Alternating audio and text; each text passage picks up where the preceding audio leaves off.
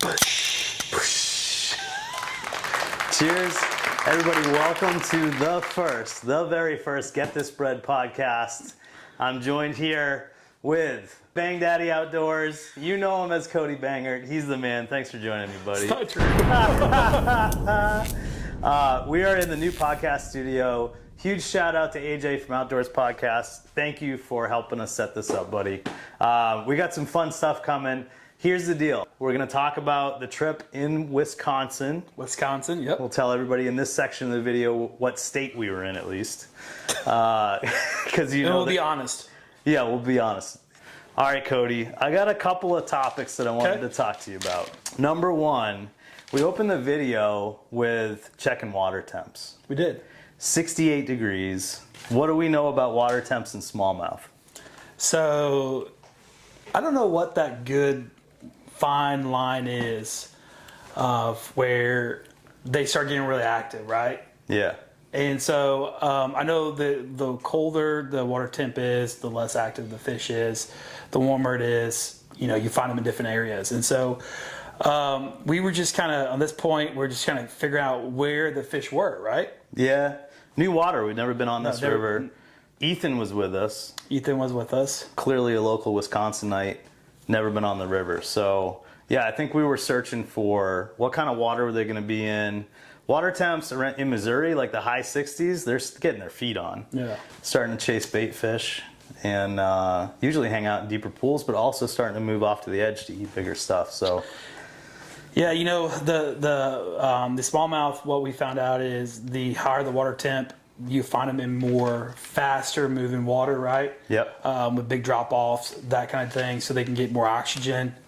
So we were just kind of testing and figure out where they were. That 60-degree mark, I think, is where they start, like you said, start kind of coming alive, right? Yep. And so it was just really important for us to try some different rigs, different setups, different things. And then it took us a minute.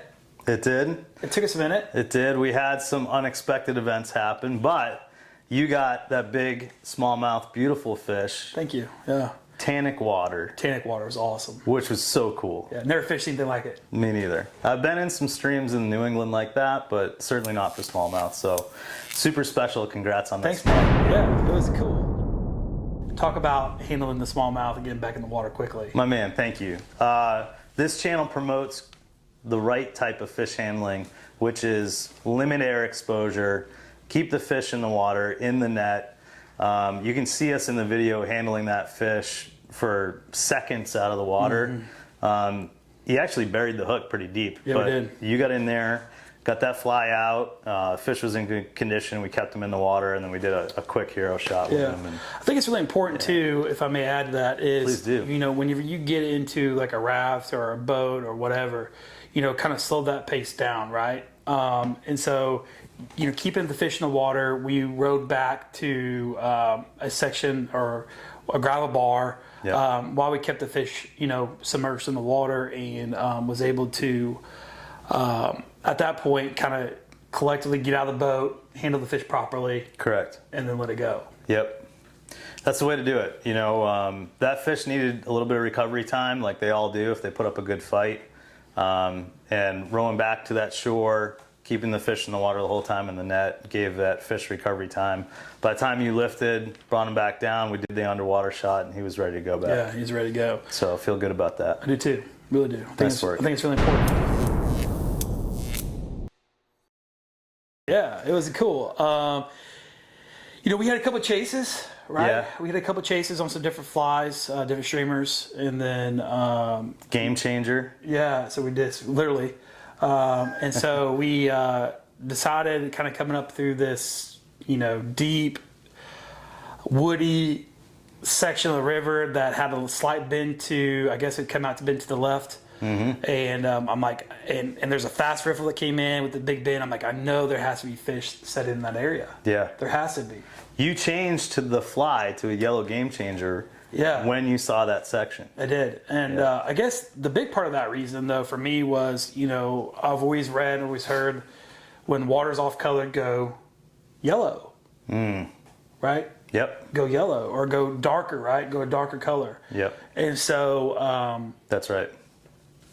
It worked out. Beautiful fish. Of course, Miss Hands Franky missed the initial scoop on the fish, but I got right back in there. Yeah, yeah. And then, so that same section of the river, we, after we caught that fish, we got, did our thing with it. But that same section of the river, as I was going to say prior, was really cool. So Frankie decided, like, hey, let's switch off. I got a fish. So that's one thing that we do kind of in our boats is when we fish together, we really focus on taking turns.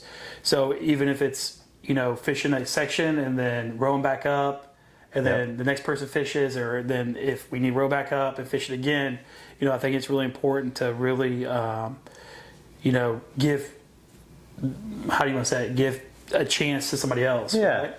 Yeah, I think, it's never going to be a perfect split of who's in the front of the boat, the back of the boat. I personally love the back of the boat. I'm kind of like a back of the boat guy. Anybody got an open spot, I'm going to go. But yeah, learn how to row. Yeah, learn how to row is important. It's a little bit scary at first. Start out with somebody that's going to bring you on water that's mellow. Everything's backwards in a raft. Yeah, and it gives you, I think it gives you comfort too. Yeah. Definitely being on the river, if something can go wrong, which we may share that information in this video. I'm not sure yet, but we may get to that point. But I think it's really important from my standpoint. When I take people out, is not only from a safety standpoint, but if you get into a situation, it's very important to know kind of at least how to manage or handle the boat. Yeah, something can go wrong. You got to make sure you can get your buddies out. Yeah. So that's great advice. Safety on the water is number one. We always have life vests in the raft. And we got into some kind of crazy water there. We got stuck. Yeah, we got stuck. We should have went off the ledge, but yes, we should have. We should have went off the ledge. But anywho, so that same section, like we were talking about. So we rowed back up. I jumped on the oars. Yep. Frankie fished it, and I think we had another follow or two there, didn't we? We did. Yeah, we moved a couple fish, and then I think at that point it was lunchtime. Yeah, it was lunchtime. Man. We saw there was an eagle.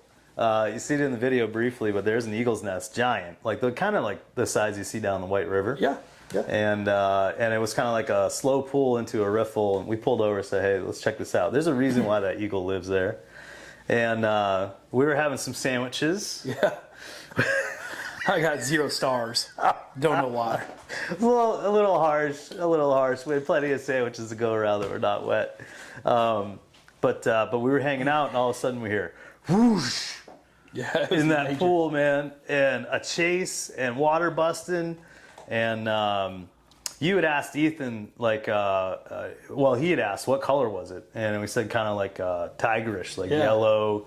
He's like, oh, that's a muskie. And that was a big smallmouth that thing was going. Yeah, it had chasing something major, right?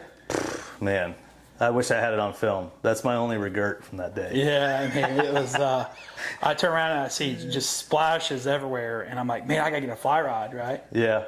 Yep. And no luck was had. I mean, you got to cast into something like that, though. Right? You have to. And right around the corner, we caught a new species for the boat, a sauger. Sauger. I was like, is this a walleye? Did we catch a walleye? Is it a banana walleye? No. Ethan was there. He knew. He's local. It's a sauger. We hope it's a sauger. I think so. What I didn't put in the film is that sauger, the back of its gill plate is like kind of really sharp. Yeah. You caught a little bit of that gill plate on the hand. I did. Yeah. I cut that out because I hate to see it hurt. Yeah, don't want to see it. That was a cool little section too. So that was right after the bend that we caught the smallmouth in, and then it went to. It was really strange. It kind of did a slow gradient, but it was all sand. That's right. Yeah, sandy bottom. I wonder if that's why that sauger was there. I don't know. Well, and so walking and you would sink, 2 feet. It's like quicksand. Yeah, you sink 2 feet. Like that. And so that was very interesting. And then, so we ate our soggy sandwiches. Well, we only had one, and it wasn't my fault. But then we kind of come around this other bend, and I was on the oars, and I said, man, there has to be a fish here. Yeah. There has to be multiple fish. Casted that structure. The water was pushing up against the bank, and there was some wood in there. And I don't remember what fly we had on. I think it was the Game Changer still. I think it was, yep. Oh yeah, that's right. I saw it. I remembered when I was editing the film. It was a game changer. So anyway, yellow, game changer, good movement in the water, 2 different species out of one section. Yeah, we had a lot of follows that day. You know, we really Yeah. did. We had a lot of follows, but it was not. It was a weird. I don't know if it's because the water's temperatures were still kind of, you know, chilly or cold, but Coming up for sure. yeah, We'd also, I mean, it looked like the water was pretty low there. it was a lot low in a lot of places. You know, I think that probably had something to do with the sluggish heats. But let's talk a little bit about the bottom section. Oh no. Because you don't see it. I took it out of the film. There was maybe 7 miles afloat. The bottom section's about 3 miles. Yeah, another 2 miles, 3 miles. Wind blowing up Yeah, stream upriver. and Well, it wasn't a river at this point. no, it pretty much widened out to like a lake. 2 miles in the flattest water of all time with wind. Guys, if you don't go, you won't know. But this is nothing but pain. It was. It was impossible. It was rough. Cody took on a lot of the rowing to get us out of there. Big Hoss. We need a big cat to get us out. I mean, there was pontoon boats coming up. Yeah, pontoon, ski boats. Man. So, guys, Frankie decided that he wanted to show the viewers that he actually does row. So we had to switch up a minute. I was just trying to take the glory. We're almost at the takeout. And the temperature came up. It was like 90 degrees. It was hot. Yeah. But Scorchery. yeah, we kind of had our day at that point. I think we were all ready to go home. We were done. Yeah, and you know, I think at that point though, we did cast a few, and we had a couple chases in that area too. Yeah, Ethan moved a muskie down in that area behind a big rock, and he was throwing 9-10 inch flies all day. Yeah, I don't know how it was. Was it a smaller one? Was what he said? I think so. Smaller muskie. I think so. Any muskie, just to see one's cool. Yeah, it's cool. Which is brings us kind of to what's coming up. Yeah, man. So I'm really excited about this. So as we all know, fly fishing has brought a community around me, right? Of good people. Yep. And really good people. And it's important to kind of recognize those people in your lives, right? You know? And some of my best friends came from the fly fishing community, and I can't name them all, but you, Nick, Morlero, James. Yes, sir. Right. Jimmer, the Jimmer Jammer. One of the cool things is, kind of last minute, we knew you were going to Wisconsin, right? Yeah, we're headed up Labor Day weekend. Back to Wisconsin. Yes, sir. Yeah, I know. It's weird to be editing the Wisconsin film from earlier in the year, and then like 2 weeks. 2 weeks we're back gone. up there. Yeah. Blessed, man. Yeah. So my family at the last minute decided, hey, we need to go back up there to see my wife's grandparents, and so I'm fortunate where I get to take a day, and go hang out with my buds, and so our families are pretty cool about that. Yeah, they are. Yeah. And so thank you, by the way, families. Thank you very much. We'll be heading out Sunday. Yeah. If you're in Wisconsin, don't be on the water Sunday. Yeah, go away. Go away. Go to light some fireworks. So a little shout out to Muskie Fool up in Wisconsin. Dan, I believe he's the owner. Called him up, talked to him for, good 20, 30 minutes. Real gentleman. And gave me a lot of information. And so we booked a trip with that crew. Muskie Fool, baby. Yeah. What are we going to be chasing? Smallmouth. Yeah, probably. Let's get some muskie. Let's get some muskie. Look, my expectations are we're going to be with good people. It's going to be a good day. Hopefully we move a muskie. If we actually get one in the boat, that's going to be cool. It's going to be We're going to catch some. We're going to catch some. We will. I feel confident. Yeah, but my point was, give back to the people that care about you and that do things for you. Me and Frankie has been blessed to have a lot of trips together, and probably the most famous one was the Utah. I got super sick. Man, that was scary. Yeah, and a lot of people don't know this, but Frankie decided to. I was like, man, I gotta go home, and he's like, I was like, we gotta go. and it costs a little bit extra money. Doesn't but matter. I appreciate that so much. So I want to give back, and so we're gonna hook them up with a trip, and man, I'm pumped. I'm excited. Dude, thank you for all you do. Appreciate that. Cody and I just have an amazing time on the water, but all the stuff you guys don't see off the water. I mean, we were just over at Hargrove's. Yeah. Shout out Wednesday to night those guys. hang.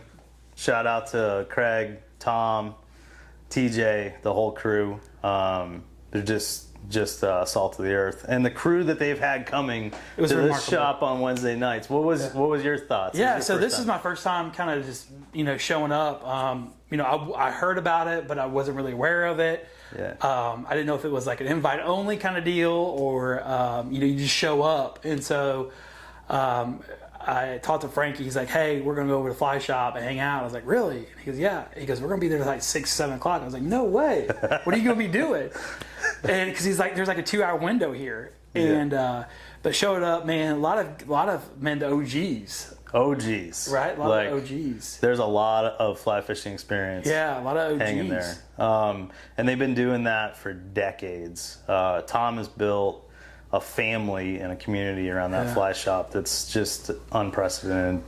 AJ travels, he's been traveling the country for like the last year, and he visits a fly shop pretty much everywhere he goes. And he'll tell you, like, it's not like that anywhere else. And we're absolutely blessed to have Hargrove's here in St. Louis, and to be able to go, tell a bunch of fish stories with some guys. Man, it was cool. It was a cool experience. I mean, we got like probably 10 to 15 guys was there.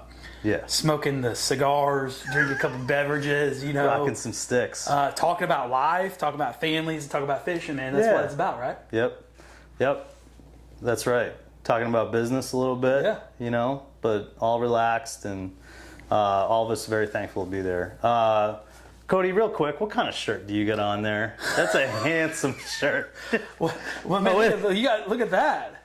What you got? You got lightning bolts. Shout out to the Howler Brothers. Man, it's cool stuff, right? So these shirts, I rock them year round. You do, right? All year. Long sleeves, even in the summer. Sun protection. They dry super quick. In the wintertime, I layer around them. But Howler Brothers fall collection just dropped. Dude, what's yesterday. up? Did you get anything? I did. All right. Next video. Next video. Yeah. I got a new hat. I really am kind of partial to this one, but that's a cool hat. Thank you, brother. I like it. I may steal it from you. Well, we'll see what happens. You catch a muskie in Wisconsin, you can wear it on the next video. All right, listen. Why don't we get back to it? Yeah. So we know how the day ended. Yeah. How did you feel coming off that trip?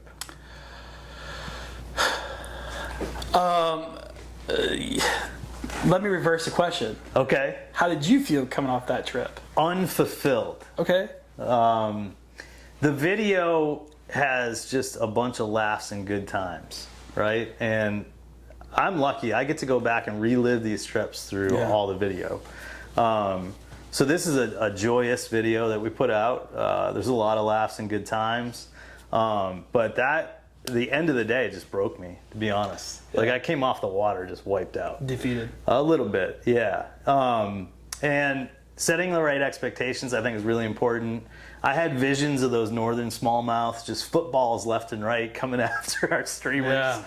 And, I was more than happy to celebrate the big dog that you got. But coming out of there with no smallmouth was a little bit rough in the end of the day, man. Well, and now on top of that is the start of the trip, right? The very first part of the day. Forgot about that. So, we were supposed to fish a whole different section of the river. Mm-hmm. We were supposed to fish a whole different section of the river. And, that's right. We got some information. We did a bunch of research. Don't go without Onyx. That's good advice. But we did probably a couple hours of research, maybe a little bit more, and then even the night prior, we were still kind of finalizing everything, right? Yeah, that's true. Trying to figure out which put in and take out. I don't think we made the wrong choice. I just think that river, probably the CFS flow wasn't where it should be, right? To fish well. But look, I guess at the end of the day, we had a great adventure. We shared some brotherhood out on the water, some good times, some soggy sandwiches, I'm not going to fish that section of the river again. No. But will I go back to Wisconsin? Yeah. Yeah, in 2 weeks. Yeah, 2 weeks. Yeah, I felt the same. I think the area where we were in is probably like kind of like a fringe area for smallmouth, Yeah. right? I think if we were way, way, way up northwest, not to give away too much, we probably would have been in them, Yeah. you know? But And so the day kind of started off with going to the spot where we thought was an actual put-in, but it seemed like it was more or less someone's house. we were in the woods at one point on like a logging trail. Oh, I yeah. don't know That was what after the fact, I don't right? know what was going on. Yeah, we had to do an audible and go to the next area, you know? That was the only way to do it. Yeah, we had to turn around in the woods at least once. We did. That's okay. It's fine. I think the most important thing is to keep your calm, Yeah. you know, and just experience it together. That being said, there was one unexpected event that took place with the raft. We had the river rat. I drove it up from Missouri up to Wisconsin, and the floor was not inflated properly. That was 100% my mistake. And we had a new pump. I had the super pump, Yeah. which is great. Like if you have a raft, go get the NRS super pump. Yeah, it's the Mac killer. Daddy. That being said, it didn't have enough air in it. We got out there to try to adjust it, and the connector kept coming loose. Yeah. It couldn't inflate the raft anymore. That raft in particular, if the floor is soft, does not row well in flat water. Right. It doesn't row at all. We were pulling a wheelie through the last 3 miles. So that was a lesson learned. Now I always carry black tape in the Yeti loadout box. Yeah. So I can tape together those connections. We'll never have that experience. You know, it's funny because like I never had that problem with mine. I don't know if it's a Could be. an issue with that piece. You know. I think the adapter I got aftermarket on Amazon. Honestly, that's probably the issue. But anyway, duct tape, Duct tape. good to go. What else we got? We got anything else for the people? What you got? What do we want to talk about? I got one last thing. If you guys enjoy this, go post fishy pics and tag Cody, tag Fish Hands Franky, and put the hashtag in there, get this bread. Get this bread. Hey, get this bread. Let's get this bread. Thank you guys for tuning in. We'll hit you next time.